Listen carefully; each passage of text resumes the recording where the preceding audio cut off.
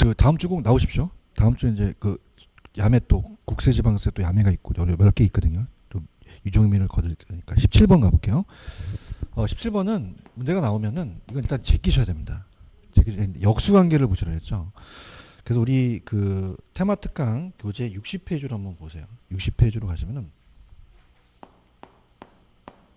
가시게 되면은 자 어림셈법이라는 게 나왔죠, 그죠? 그럼 여기서 이렇게 잡아드릴게요. 17번에 1번하고 4번을 묶어보세요. 똑같은 얘기거든요.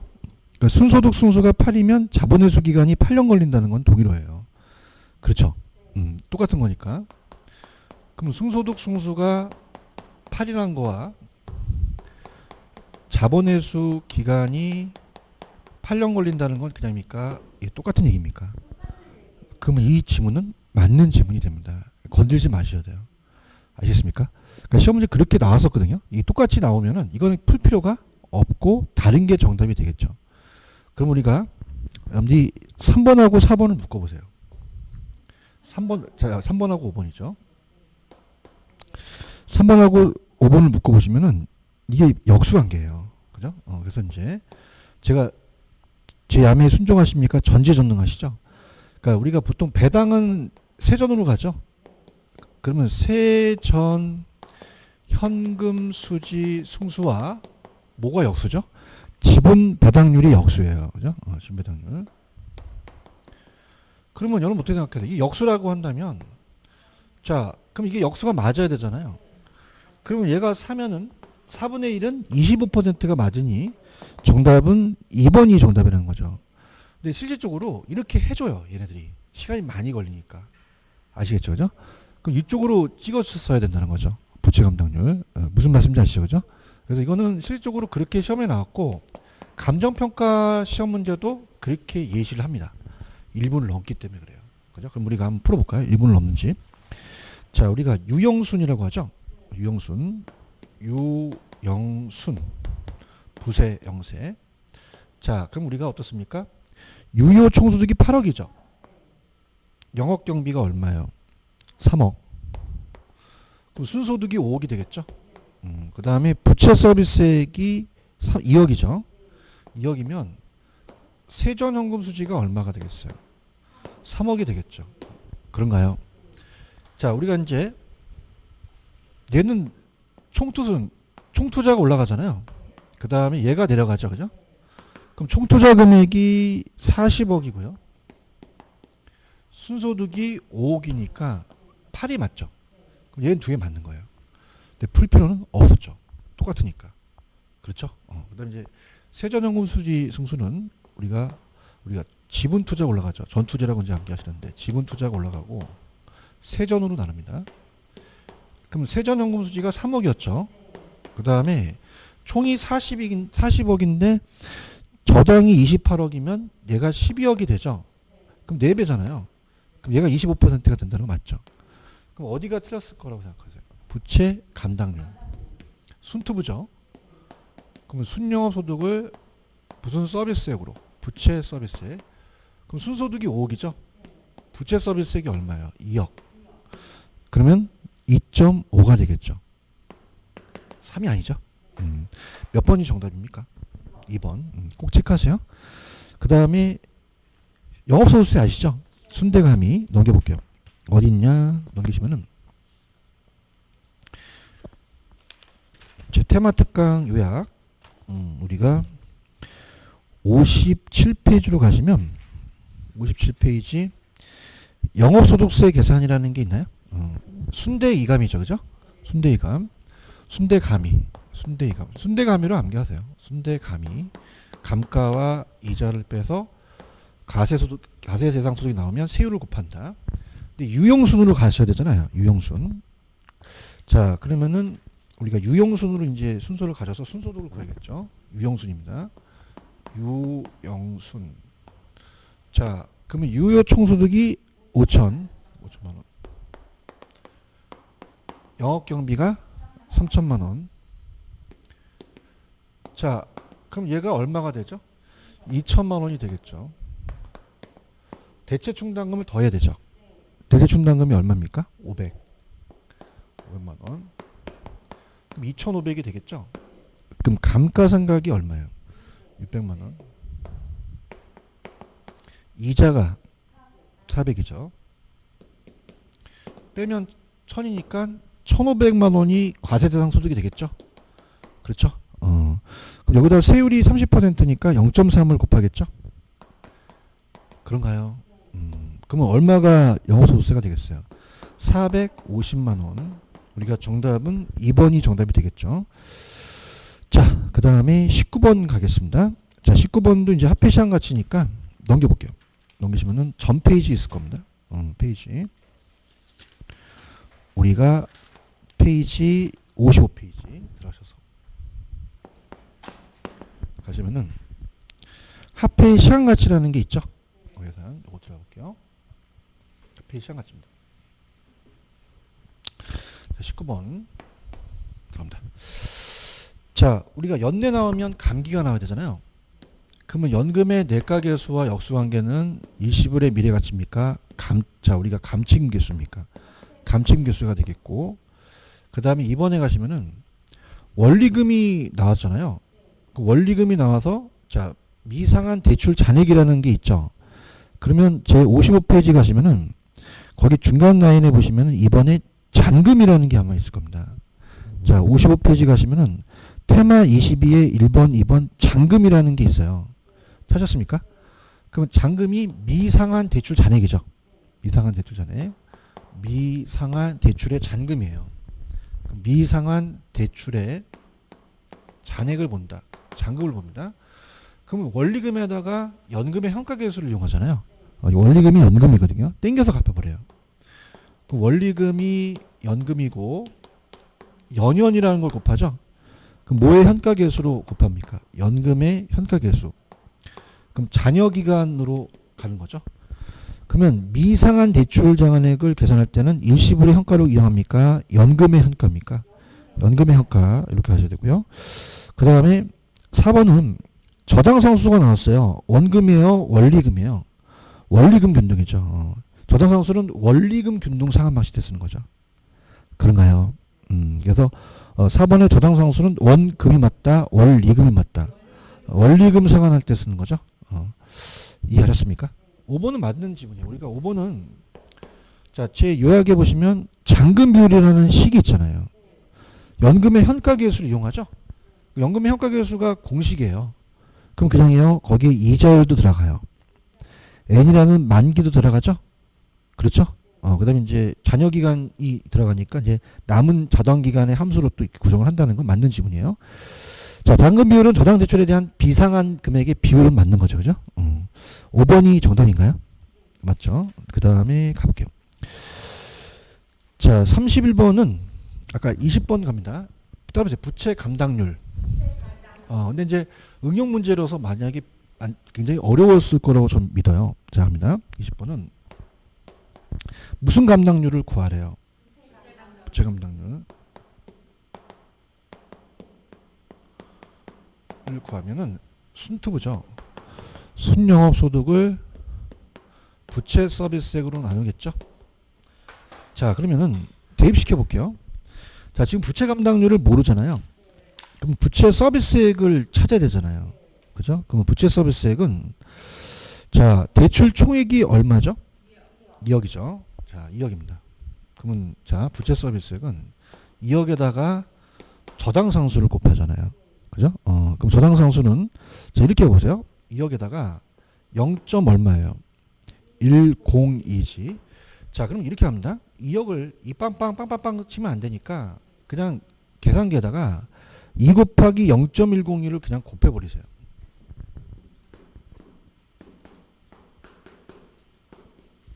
(0.2046억이) 나오거든요. 그런가요? 그러면 우리가 지금 순소득이 2,500만 원이라는 거잖아요. 그럼 0.25억이 됩니다. 0.25억. 그런가요? 그러면은 더 계산이 편하잖아요. 공을 안 쳐도 되잖아요. 그죠? 그러면 0.25를 0.204로 나누면 되겠죠. 나눠보세요.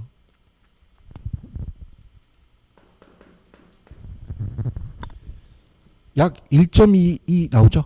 그 정답은 2번이 정답이라는 거죠. 무슨 말씀인지 아시죠? 그죠? 왜냐하면 지금 여러분들 2억을 치려면 이 빵빵 빵빵빵 빵빵빵 해잖아요. 그러니까 귀찮으니까 그냥 2를 살리세요. 살리고 0.101을 곱하니까 0.204가 나오죠. 0.204라는 거는 2,040만 원을 얘기를 하는 거거든요.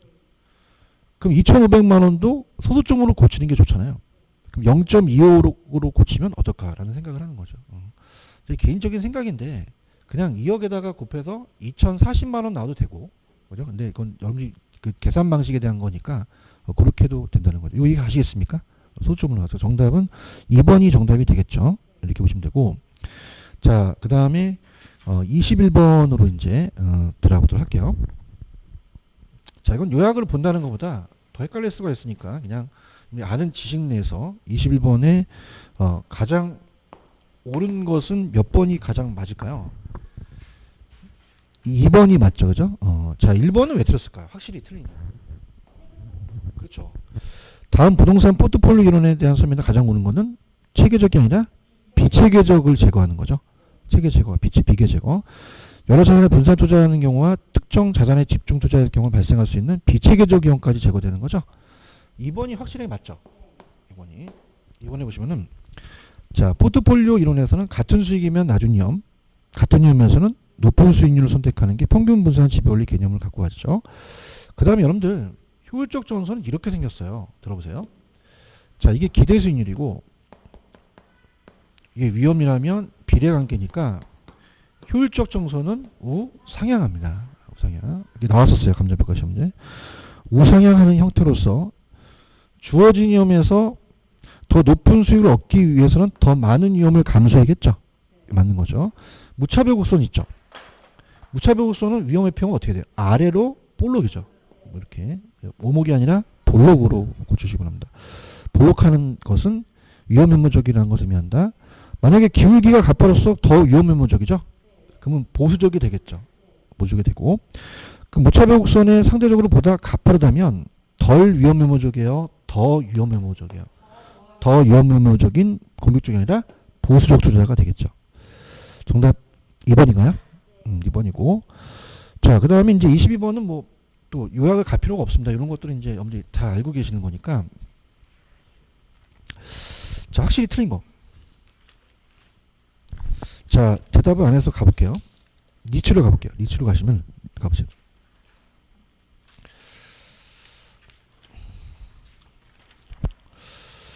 자, 페이지로는 우리가 니츠 페이지가 교재로는 66페이지 있죠? 66페이지 가시면은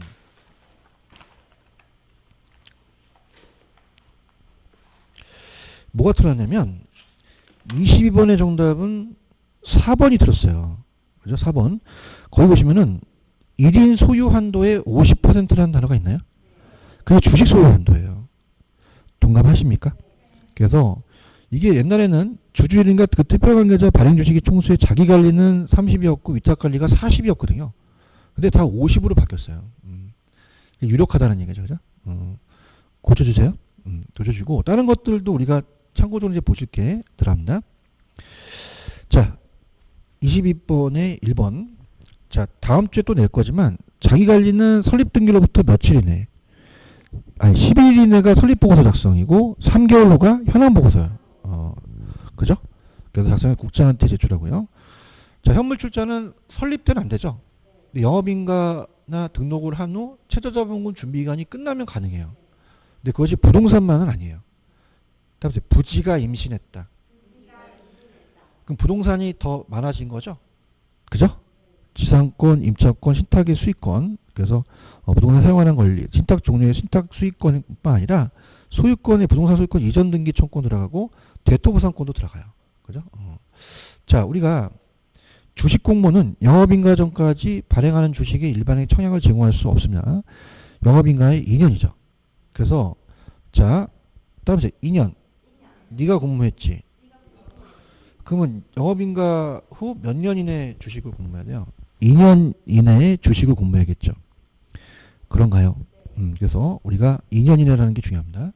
그래서 총수의 몇 분의 30 이상을 일반에 청약을 제공한다.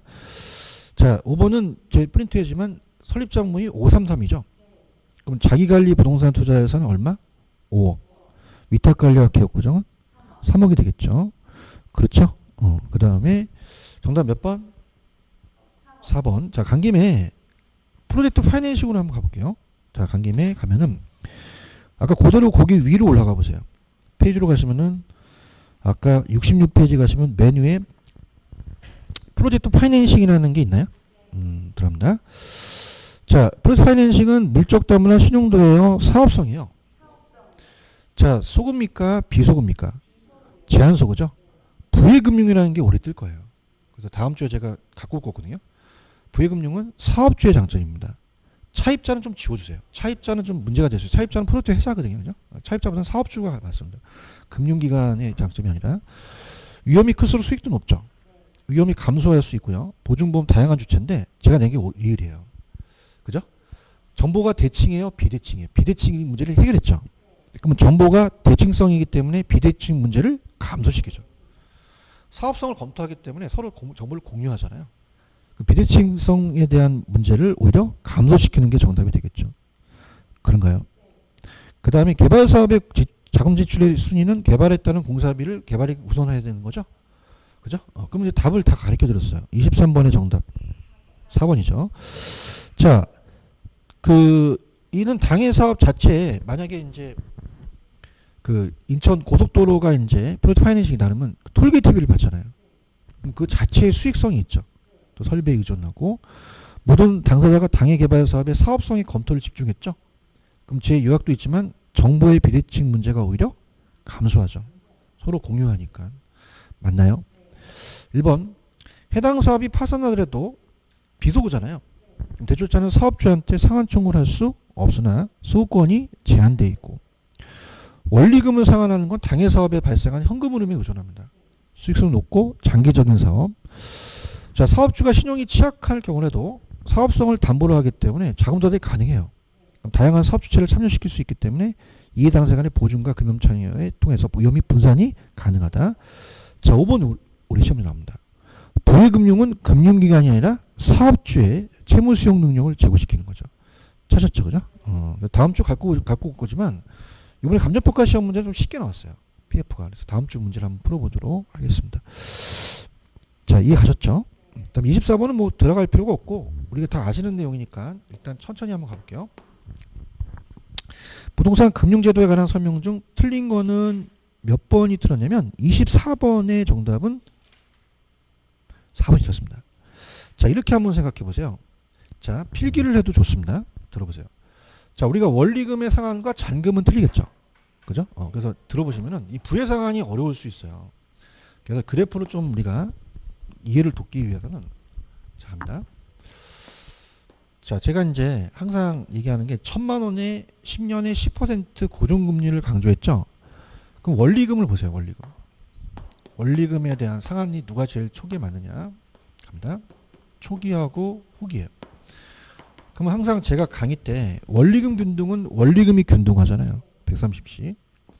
원리금 균등은 원리금이 130씩 균등하다라는 거 이해 가셨죠?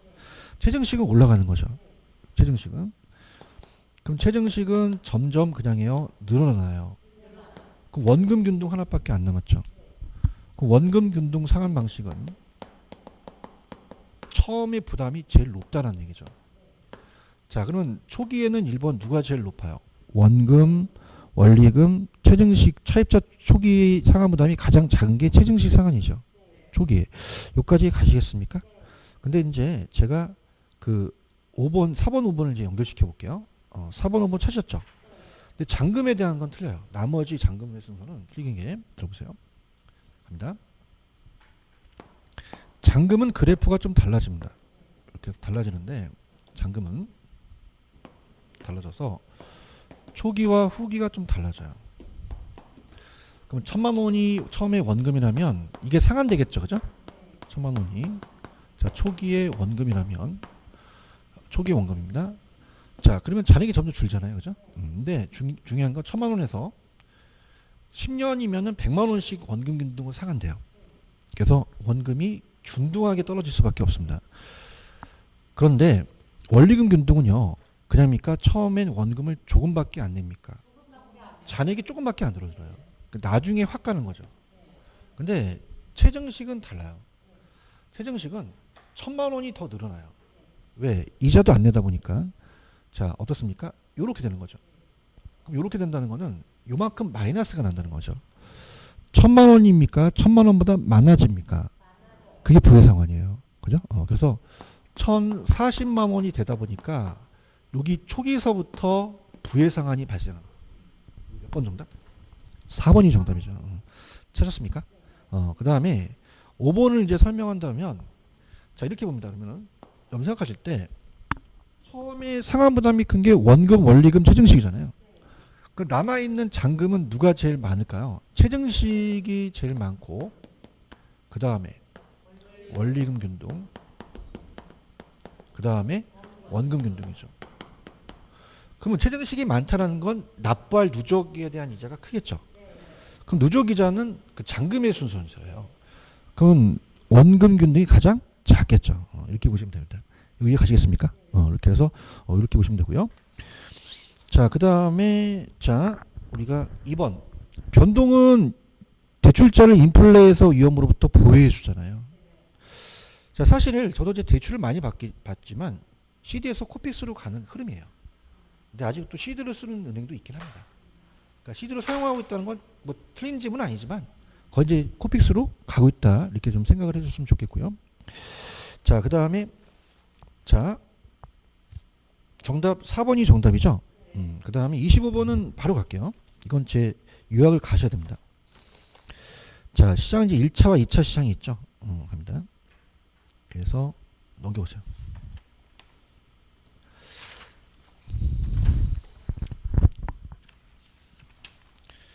가시면 자 페이지 65페이지입니다. 연습 게임 좀 하고 올게요. 밑에 65페이지 하단 저당의 유동화 찾았죠? 자 65페이지 밑에 저당 유동화 찾으셨습니까? 자, 저랑 같이 갑니다. 들어갑니다. 자 수요자가 차입자예요. 그럼 수요자가 차입자였으면 몇 차죠? 1차. 2번에 2차는 투자가 있죠. 그럼 1번은 왜 들었다고 생각하십니까? 저당 대부를 원하는 수요자가 있잖아요. 그럼 이거는 1차 시장입니다. 동감하십니까? 그 다음에 2번은 오른쪽에 나와 있듯이 저당이 이동하는 주시장 같은 다른 자본시장이 침체 시 자금의 흐름이 왜곡된 걸 방지할 수 있죠. 그런가요? 오른쪽에 보시면은 디귿번에 자 메뉴에 65페이지 메뉴에 디귿번에 자본시장이 오히려 침체 시 자금의 흐름을 방지하죠. 왜곡 방지를. 그대로 들어가 있나요? 그 다음에 4번을 보세요. 제 프린트. 자, 유동화를 활성화하려면 몇 차 금리가 높아야 돼요? 2차가 낮아야 되죠. 그럼 여기서 3번은 일반적으로 2차 도당시장에 발행되는 유가증권이 2차 금리예요. 그럼 2차가 주택대출금리 1차보다 더 낮은 금리를 가져야 된다는 거고요. 그 다음에 제 테마 요약에 니은에 보시면 많은 재원입니까? 한정된 재원입니까? 한정된 보다 많은 차입자한테 공급하죠. 유동화 된다는 거는 자기가 많은 재원이 있으면 유동화를 안 해요. 그래서 많은이 아니라 한정된 재원으로 많은 자금의 수요자한테 자금을 제공할 수 있고요. 자, 1차 대출자들은 자금의 여유가 있을 경우는 저당을 자신 포트폴리오 일부로 할 수도 있다라고 하셔야 되죠. 정답 확실히 2번이 정답이죠. 그죠? 그 다음에 26번은 제 개인적인 생각인데 얘가 나올 가능성이 있을 것 같은 게 매월이 나와요. 매월. 매년이 아니라 매월 상환 방식입니다. 찾았죠? 그죠? 그래서 일단 2,400만 원을 빌렸고 연이자가 5%잖아요. 그럼 12개월로 나누셔야 돼요. 10년이니까. 이해하셨죠? 그죠? 근데 여기서 이제 제가 어디까지 이제 여러분들이 찍을 수 있는 그런 것들 좀 보여드려 볼게요. 자, 근데 이제 계산을 이해를 하시면서 보셔야 돼요. 지금 26번은 원금 균등 분할 상환 방식입니다. 그러면 자, 생각해 보세요. 원금 균등 분할 상환 방식은요. 그냥입니까? 원금이 균등합니까? 원금이 균등해요. 이자가 줄죠. 첫 해 이자가 제일 많아요. 많고 상환이 안 됐으니까요. 그래서 원리금을 지금 구하는 건데 원리금이 제일 많죠. 그 다음에 점점 이자가 줍니다. 그러면 팁을 드리면 5번을 찍으면 안 돼요. 5번은 왜냐면 원리금이 균등하잖아요. 이건 원리금 균등이기 때문에 답이 안 됩니다. 그럼 5번은 무조건 날리셔야 돼요. 동감하십니까? 그 다음에 금액이 두 번째 가서 금액이 줄어들어야 돼요. 그럼 두 번째 가서 금액이 크게 된 2번은 절대 답이 되지 않겠죠. 이해하셨습니까? 그럼 자 여기서 문제를 중간에 풀면 답을 알 수 있습니다. 볼게요. 자, 지금 1기와 2기입니다. 1기와 2기인데 자 보시게 되면은 원금이자 원리금이죠. 원금 이자 원리금입니다. 들어가겠습니다. 매월이잖아요. 매월이면 지금 2,400만 원이 전체 금액이 되죠. 자 이거를 몇 개월로 나눴어요? 12. 근데 우리가 10년이니까 12개월이면은 120개월로 나누셔야 돼요. 그럼 20만 원이 뜹니다. 그럼 얘도 20만 원입니다. 그죠? 원금이. 그러면은 잘 생각해 보세요. 여러분들 원리금은 이자를 합쳐야 되잖아요. 그럼 20만 원보다 높게 나옵니다. 20만 원이 절대 안 됩니다. 그럼 30만 원의 정답이 있습니다. 맞나요? 근데 중요한 거는 얘도 20만 원을 넘어버려요. 그죠? 그러니까 정답은 4번이 정답이라는 거죠. 이렇게 한번 생각을 해보라는 거예요. 아시겠어요? 그러니까 우리가 시험 문제는 계산 문제는 얘네들이 중간에도 맞힐 수 있는 정도를 해줍니다. 무슨 뜻인지 아시겠죠? 그죠? 끝까지 안 해보면 난 진짜 검사하고 싶어요 그러지 말고 그냥 4번 찍고 가시면 되는 거예요. 아시겠습니까? 한번 해볼까요? 자 이자라는 건요 2,400만 원에다가 5%죠. 5%는 10%의 반이에요. 그럼 10%는 240이니까 120이죠. 10을 나누면 10만 원이 됩니다. 10만 원.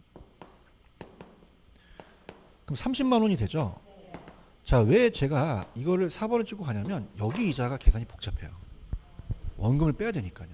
그래서 4번을 찍으라는 얘기입니다. 자, 볼게요. 들어보면은 2,400에서 20을 까요. 그럼 2,380만 원이 나옵니다. 계산이 복잡해지는 거죠. 그런가요? 여기다가 5%한 다음에 12개월로 나눠줘요. 그죠? 그러면 약 9만, 자, 우리가 어떻습니까? 요거는 99,167원 정도가 떨어지거든요. 약. 그죠? 그러면 29만 9,167원이니까 4번이 정답이 되는 거죠. 이해하셨습니까? 그러니까 이렇게 가는 거죠. 이렇게 하자. 원금 균등이다. 5번은 아닐 것이다. 아닐 것이다. 원금은 두 번째가 많아지진 않을 것이다. 근데 2번은 두 번째가 금액이 많아질 수는 없죠. 그럼 2번은 아닐 것이다. 딱 봤더니 원금이 20만 원 나왔다. 그죠? 그럼 30만 원이다. 그럼 정답은 4번밖에 안 된다는 거죠. 아시겠죠? 그죠? 이런 것도 한번 생각해 보실 문제죠. 그런가요? 물고. 자, 그 다음에 가볼게요. 예, 계산했는데 이제 허무하죠. 그렇죠? 이렇게 보니까 아씨, 제가 이것만 알았으면 찍었을 텐데, 그죠? 자, 할게요. 근데 이게 예상되는 게 매월이 나올 때가 됐어요. 매월이 한 번밖에 안 나왔거든요. 그러니까 매월이 나오면 12개월로 나눠줍니다. 언젠가 뜹니다. 근데 제가 이상하게 제가 뜬다면 떠요. 희한해. 그래서 원리금 상환도 제가 3회차 나옵니다 그때 떴거든요. 그때 희한해. 제가 모르겠어요. 인기가 있긴 한데 그걸 또 너무 바라서 가지 마시기 바랍니다. 가지 마시고 신기가 있다고 해서 꼭 저도 믿는 건 아닌데 하여튼 뭐 좀 느낌이 와요. 느낌이 오고. 그다음 27번은 자 우리 요약도 있긴 하지만 자 일단 조금만 더 볼게요. 65페이지로 가시면은 65페이지에 리을번에 금융기관이라고 있죠. 자 우리가 65페이지 가시면 거기 위에 기억 니은 리을에 금융기관 있나요? 자 그럼 금융기관의 장점을 얘기를 하는 겁니다. 누구의 장점? 자 BIS라는 건 뭐냐면 자기자본 비율이 뭐냐면 현금 보유 비율이에요. 자 유동화가 되면 돈이 들어와요. 현금이 많아집니다. 그럼 유동성이 증가되고 유동성 금리염이 감소합니다. 대출 여력이 확대되는 게 금융기관 입장이에요. 그래서 27번의 정답은 5번이 정답이 됩니다. 찾았죠? 자, 1번은 틀린 지문은 아닌데 이건 차입자 입장이에요. 누구 입장이다? 여기서는 금융기관의 입장을 얘기했잖아요. 그래서 1번은 차입자 입장이기 때문에 틀린 지문이에요. 그래서 초기 부담 없이 소자본으로 주택 구입이 가능하다는 건 맞죠? 근데 누구의 것이에요? 차입자죠. 자, 2번 유동성은 어떻게 됩니까? 증가합니다. 금리 위험, 유동성 위험은 감소합니다.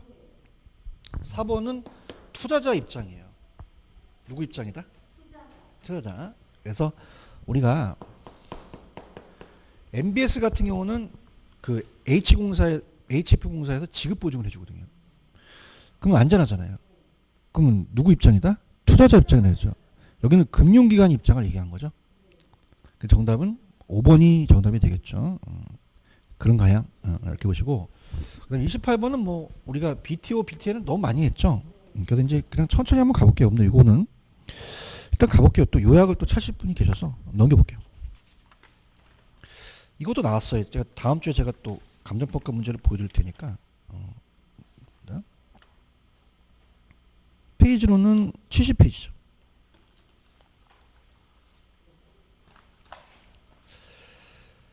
세셨죠? 그래서 빌드는 건설한다. 그 다음에 오퍼레이트는 운영하고 리스는 뭐예요? 이전이죠. 그다음 비오는 이제 소유하고 운영하고 이렇게 보시면 됩니다. 그래서 이건 풀어드리면서 가도록 할게요. 자, 갑니다. 자, 28번의 정답은 몇 번? 1번이 정답입니다. 1번. 잡니다. 자, 우리 부동산 개발 방식을 같이 이렇게 묶어서 낼 수 있어요. 그래서 사업 시행자가 SO 시설에 건설이 있죠. 빌드입니다.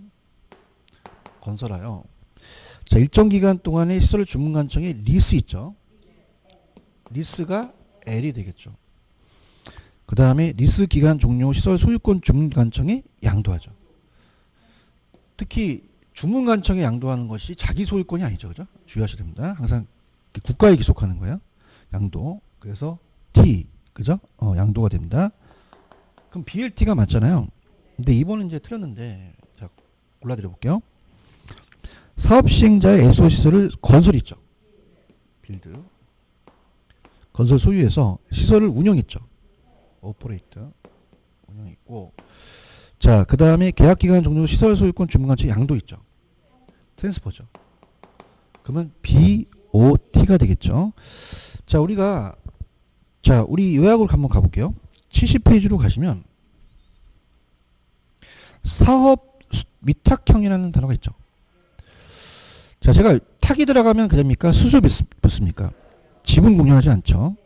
그래서 3번은 사업 수탁이라고 해도 돼요. 사업 전반이 토지 소유자한테 명의로 가요. 근데 개발 지분과 토지 소유자의 개발업자에 공유한다는 건 이건 등가 교환이죠. 그럼 수수료를 취한다고 하셔야 되죠. 그 다음에 자, 토지 신탁은요, 중요한 게 소유권이 어떻게 넘어가죠? 사실상이 아니에요. 부기등기에서 우리가 토지 소유권이 사실상이 아니라 형식상에 넘어가고요. 그 다음에 이제 오른쪽 문제를 풀다가 오른쪽 문제에 신차지 있었죠. 신차지는 종료 후 건물이 시가로 양도고 토지가 무상이죠. 그러면 5번에 가시면은 시차지 방식은 차지계약 종료 시점에 토지가 아니라 건물이 시가로 양도된다는 것이 되죠. 1번이 정답이 되죠. 그 다음에 이제 29번은 좀 많이 틀리셨더라고요. 넘겨보시면은 전 페이지 한번 가보세요. 가시게 되면 자, 우리가 타당성 분석 69페이지로 갑니다.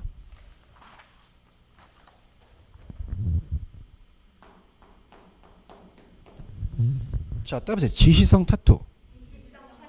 근데 이제 중요한 거는 좌측에 69페이지 하단에 보시면은 거기에 시장 연구와 시장성 연구가 있죠. 흡수율은 시장성에 들어갑니다. 흡수율은 어디에 들어간다고요? 시장성에 들어가요. 왜냐하면 시장성은 매매 임대잖아요. 그래서 이거는 흡수율은 얼마만큼 매매되는지 임대될 수 있는 능력이니까 시장성에 들어가죠. 그럼 이렇게 야매를 가르쳐 드릴게요. 흡수율은 몇 글자? 그럼 시장에 들어가요? 시장성에 들어가요? 그렇게 맞춰보세요. 정답 1번이 정답이죠. 이렇게 정답이고, 그 다음에 들어갈게요. 자, 부동산 시장 분석은 개발업자는 대상 부동산의 시장을 차별화시키는 건 맞아요. 공급, 그다음 세분화, 수요를 세분화시키고 수장 분석에 초점을 정립할 수 있으며 불필요한 자료를 수집을 제거할 수 있다. 그다음 지역 경제는 제 박스도 있지만은 특정 지역이나 도시의 모든 부동산이에요. 기본적인 수요를 분석하고 그다음에 타당성은 이제 대상 개발 사업의 성공적인 수행될 수 있는지를 여부를 분석해서 이 대상 개발 사업의 수익성이 세후 현금 수지를 갖고 따지죠. 대상 개발 사업의 타당성이 충분하다고 해서 언제나 투자자한테 채택되는 건 아니죠. 투자자 입장에서 대상 개발 사업은 투자 가능한 대안 중에 하나일 뿐이죠. 그죠? 보시고요. 그다음에 30번은 자 29번은 1번이에요. 30번은 넘겨보세요. 우리가 페이지 가시면 72페이지 가십니다.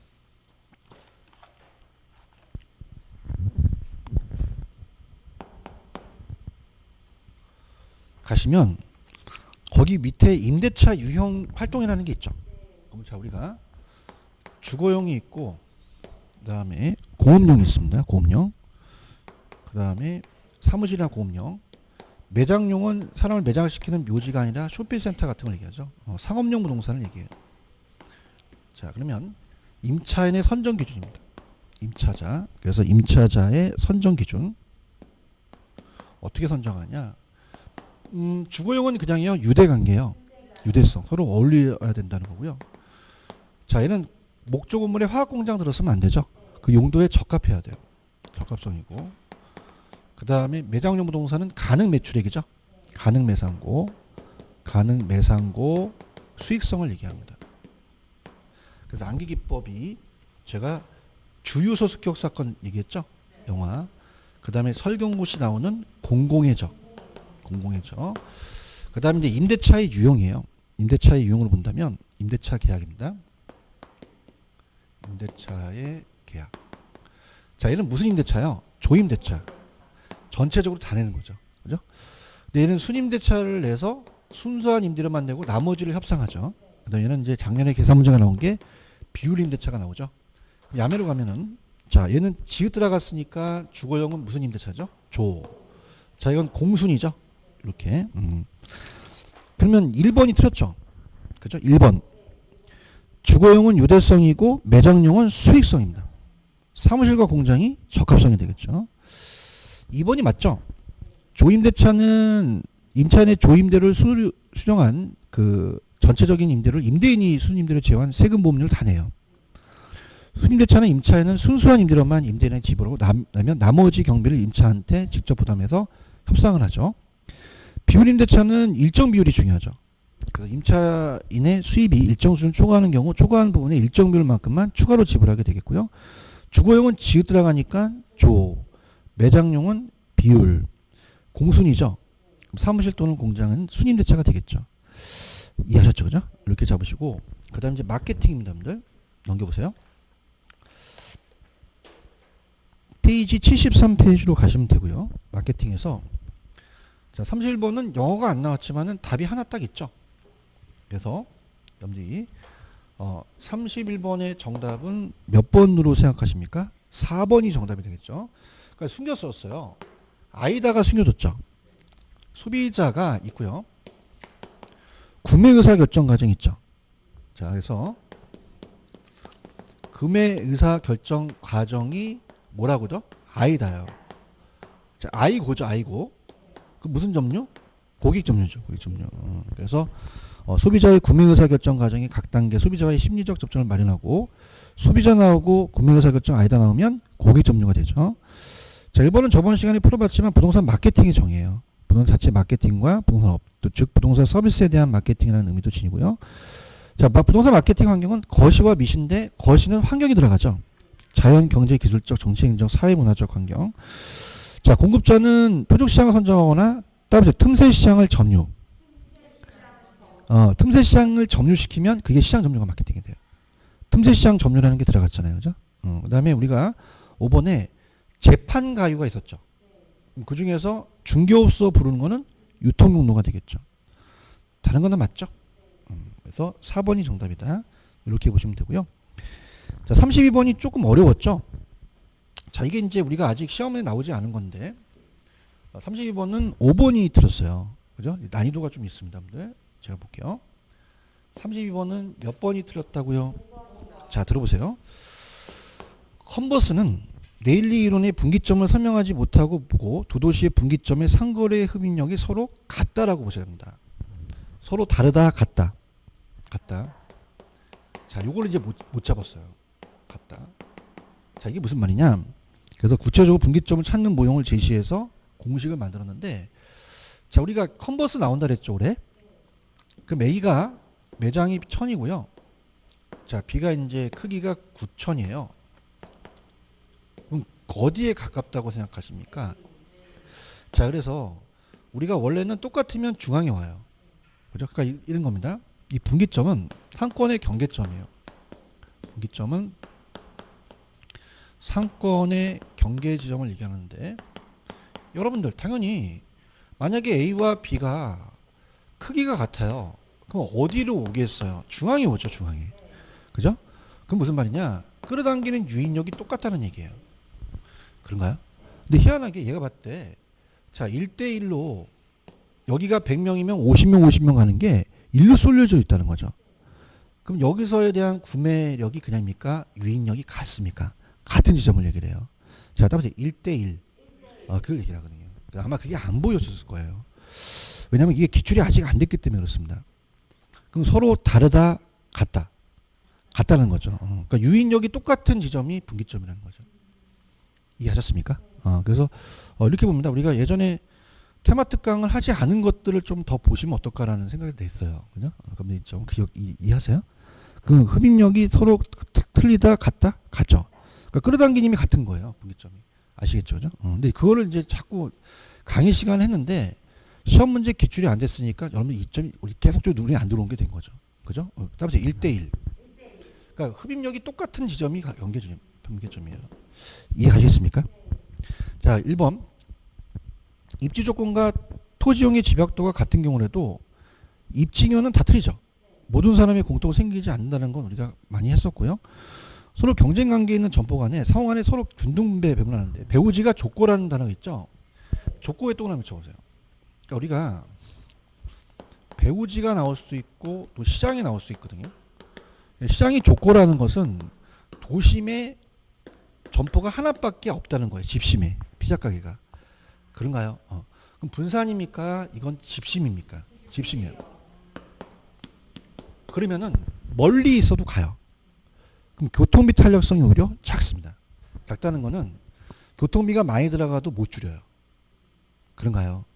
그러면 우리가 수요의 교통비의 탄력성이 큰 경우에요, 작은 경우에요. 작은 경우 집심 입지 않는 거죠. 그런가요? 아마 옛날에 한번 한 적이 있었어요, 그죠? 그래서 족고에 지읒 들어가죠. 큰 애 지읒 들어가요, 작은 애 지읒 들어가요. 분산에 지읒 들어가요, 집심에 지읒 들어가요.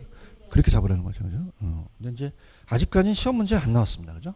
근데 이제 안 나왔는데 이게 안 나왔다고 안심할 필요는 없어요. 그래서 근데 혹시라도 이 공업입전원에 레시라는 학자 아시죠? 레시. 수요를 강조한 학자. 그 학자도 안 나왔다가 작년에 나왔거든요. 그러니까 이것도 그냥 우리가 무조건 안 하면 안 되고 한번 보셔야 되는 내용이죠. 아시겠죠? 자, 갑니다.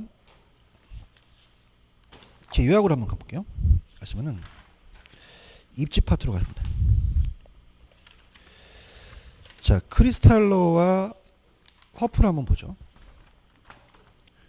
크리스탈러와 허프를 보면은 일단은 여러분이 크리스탈러 이론을 먼저 볼게요. 페이지로는 43에 있죠. 43 갑니다. 이것도 아직 안 떴는데 보시면 크리스탈러의 중심지로는 거시적이에요. 미시적이다, 거시적이다. 그러니까 소비자의 분포, 그러니까 소비자가 분포하는 소비자 계층 간에 끌어당기는 걸로 봤어요. 중심지 계층 간에. 그래서 어떻습니까? 그 중심지 형성 과정이죠. 그래서 미시적이다, 거시적이다. 넓게 본 거죠. 근데 밑에 허프를 보시면은 허프는 조금 미시적으로 들어가요. 소비자 행동이나 개성. 그래서 허프는 어떻습니까? 소비자의 분포예요, 소비자의 개성이에요. 개성이나 자 거기 보시면 행동이라는 게 있죠. 행동 태도. 그 미시적으로 본다는 거니까 우리가 얘는 나무 전체 숲을 보면 그 안에 나무를 본다는 거죠. 그래서 좀 더 소비자 안쪽으로 들어가게 된 거죠. 그죠? 자 그럼 다시 갈게요. 크리스탈러는 무슨 적? 허프는 미시죠. 그래서 이건 제가 만든 얘기가 아니라 어렸을 때 직접 있었던 일인데 자 돌잔치를 어떤 놈이 해요. 그래서 을돌이가 하는데 시골에서 어떤 분이 올라와서 야한 얘기가 아닙니다. 그때 상황인데 남자애니까 딱 보고 어머 그 자식 거시기가 크네 이렇게 합니다. 그럼 크리스탈은 미시적이에요, 거시적이에요? 그 다음 이거는 수강생들이 만들어왔는데 자 따라서 미시족 히프가 좀 나왔죠, 그죠? 그래서 허프는 미시적이다. 할 수 있겠습니까? 크리스탈로는 거시, 허프는 이렇게 잡으시면 됩니다. 아시겠죠, 그죠? 그 다음에 네일리의 이론의 두 도시를 모델로 분기점을 언급하였다면 어떻게 됩니까? 항상 네일리는 그냥요 두 개 도시예요. 그래서 인구에 비례 거리 제곱에 반비례했죠. 두 개만 나왔었어요. 근데 허프는 달라요. 허프는 여러 개로 갑니다. 매장을. 그렇지만 분기점을 다루지는 않았어요. 뭘 다루지 않았다? 분기점은 네일리랑 컨버스만 다뤘죠. 아셨죠, 그죠? 그래서 이거는 동영상을 들으신 분도 여러분들이 좀 넓혀보라고 낸 문제입니다. 아시겠죠, 그죠? 그래서 하도 이제 일단은 제가 보장하는데 이것만 잡으시면 60점 넘어요. 아시겠죠, 그죠? 근데 이제 모의고사는 만약에 여기서 다 내게 되면은 막 만점 나오고 나 공부 안 해 그러잖아요, 그죠? 그래서 아까도 말씀드렸지만은 긴장을 하라고 모의고사를 낸 겁니다. 무슨 말씀인지 아시겠죠, 그죠? 그러니까 우리가 시험 문제가 작년에는 개론이 어려웠어요. 근데 올해는 민법이 어렵습니다. 그래서 매년마다 선생들이 욕을 먹어요. 작년에는 누가 먹었을까요? 개론. 올해는요. 민법. 올해는 저희가 좀 편합니다. 그죠? 어떤 강사라도 그걸 막을 수가 없어요. 우리한테 시장상이 피할 수 없는 거거든요. 그죠? 무슨 얘기인지 아시겠죠? 그죠? 그러면 진짜 어렵게 나올다라는 보장하에서 모의고사를 보라는 거죠. 이해하셨죠? 그죠? 그래서 보는데 보통 이제 모의고사 같은 경우는 제가 난이도를 조정해서 뭐 자기가 좀 한 2회 때 모의고사에서 한 5점 정도 올리시면 됩니다. 그 정도 차이가 나요. 2회 모의고사가 좀 평균이었어요. 2회 두 번째 모의고사. 그렇죠, 그죠? 그래서 이거는 어렵게 떴다. 어렵게. 그러니까 예를 들어서 만약에 어떤 지금 제가 해커스라는 데서 강의를 하면은 거기는 이제 수강생이 많잖아요. 평균을 볼 거 아니에요? 근데 이 사람이 만약에 38개 나왔는데 자 지금은 요걸 봤더니 33개밖에 안 나왔대요. 그러면 한 5개 차이가 나는 거죠. 난이도가 높다는 얘기입니다. 아시겠죠? 그러니까 너무 실망하지 마세요. 그러니까 오늘 내가 만약에 20개 맞았어. 그럼 5개 더 넣으시면 돼요. 왜냐면 난이도가 높게 나왔으니까 그런 겁니다. 아시겠죠? 그죠? 그러면 이제 왜냐면 하도 난이도 조절을 제가 밀당을 하다 보니까 좀 많이 힘이 빠져 계시죠. 다시 갑니다. 저를 믿으시면 이것만 보세요. 이것만 보시면 60점 맞아요.